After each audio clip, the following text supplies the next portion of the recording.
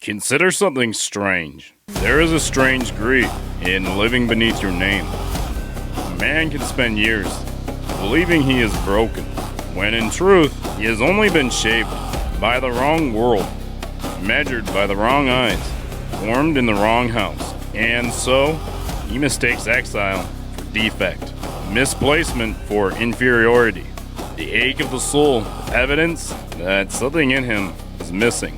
Something eternal in you knows this is not the whole story. A man raised in one world, called by another, and haunted by a deeper name. Welcome back, my fellow stranger. You're listening to Traversing the Strange World, and I'm your host, Isaiah Danbury. And this is another installment of Monday Mornings with Peace.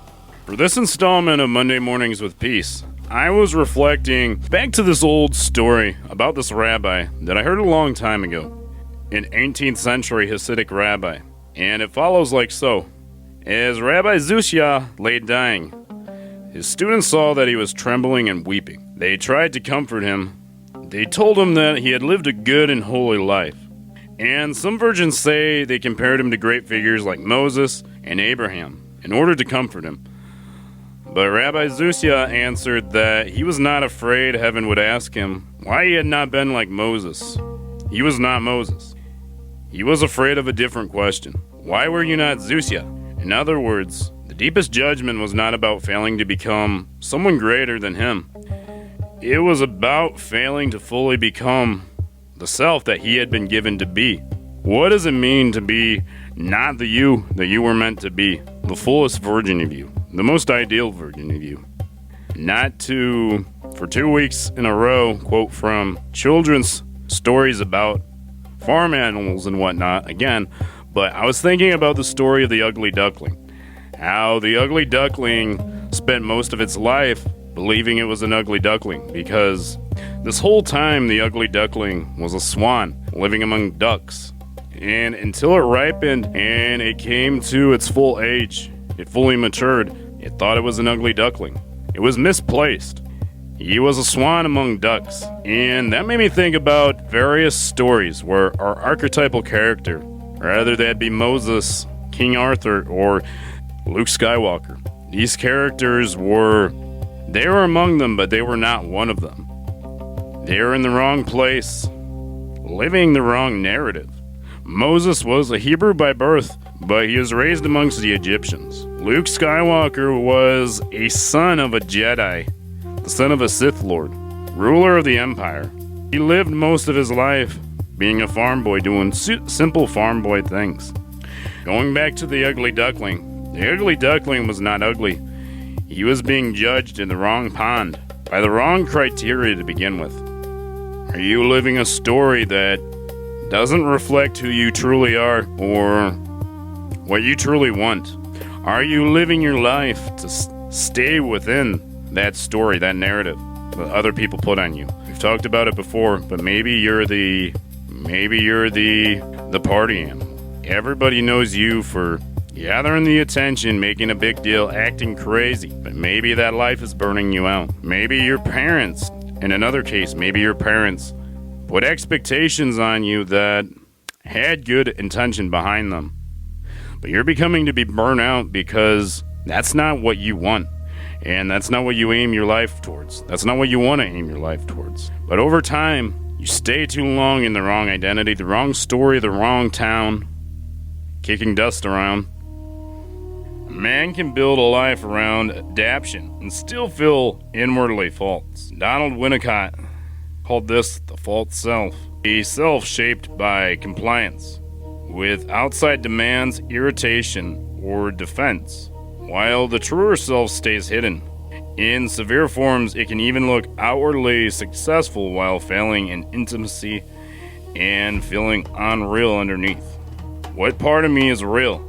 And what part of me was just built to survive, fit in, or be approved of? What is life asking of the real me right now? Maybe the way forward is not more performance. Maybe it is to ask what in my life is adaptation, and what in me is actually being called. We often go through life thinking we were not ourselves, because we spent a lot of it fitting into somebody else's mold, somebody else's narrative. Maybe we were trying to be someone else. Maybe not consciously, but maybe subconsciously. I think a lot of men suffer under that question without ever putting it into words. You find yourself split. You find yourself restless. You know something is off, but you cannot yet name it. But you are not ugly. Sometimes you're in the wrong pond. Sometimes you're part of a group that gives you belonging, but it doesn't reflect your values, your ideals. And what gives you belonging is that familiar feeling. But just because it's familiar doesn't mean it's good. Doesn't mean it's what's best for your well-being.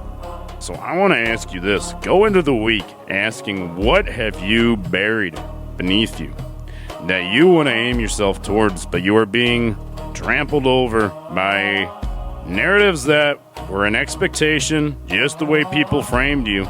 Maybe this that you're feeling that you have to be, it's based off from pain. Maybe it's based off from insecurity. Maybe it's based off from who you saw your parents approve of. And you wanted that approval. You wanted that love. You wanted that acceptance, that validation. Henry David Thoreau said, most men live lives of quiet desperation. And I think that's a quote that can resonate with many of us because many of us do just that.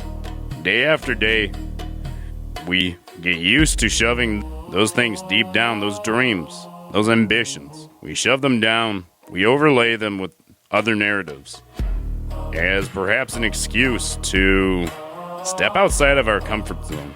Sometimes, in order to find our identity, we gotta step out of our comfort zones.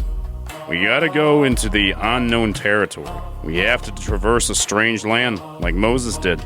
He had to separate himself from the Egyptians, from prestige, from power, and he lived in the wilderness for years until he finally had the burning bush experience, and he encountered something divine, and he became the leader to the Israelites. He found his calling. So this week I'm asking you, step outside of your comfort zone. What is the thing asking to be brought to life, asking to be recognized? The thing that's been fragmented for too long. The thing that will perhaps shed light on your true identity, your true calling, and your true purpose. Because though I do see this universe as mysterious and there's a lot we don't know, I do believe we do have purpose and an ideal self. And sometimes it gets trampled underfoot. And I'm going to leave you with that, my fellow strangers. Go ahead and like and subscribe, leave a review, leave a comment. It would be very much appreciated. And if you do feel so inclined, share this on social media. All right. And oh, by the way, follow us on Facebook too. We have a link down in the description. Until next time, my fellow stranger, let's keep traversing this strange world. Let's not live lives of quiet desperation. Look inward and be authentic. Let's remember always to be curious, be introspective. We're just kind of cast into this whole life thing. And there's a lot of folks going through the same thing as us. Let's remember to be neighborly, folks. At the end of the day, we're all just strangers in a strange land. Until next time, peace.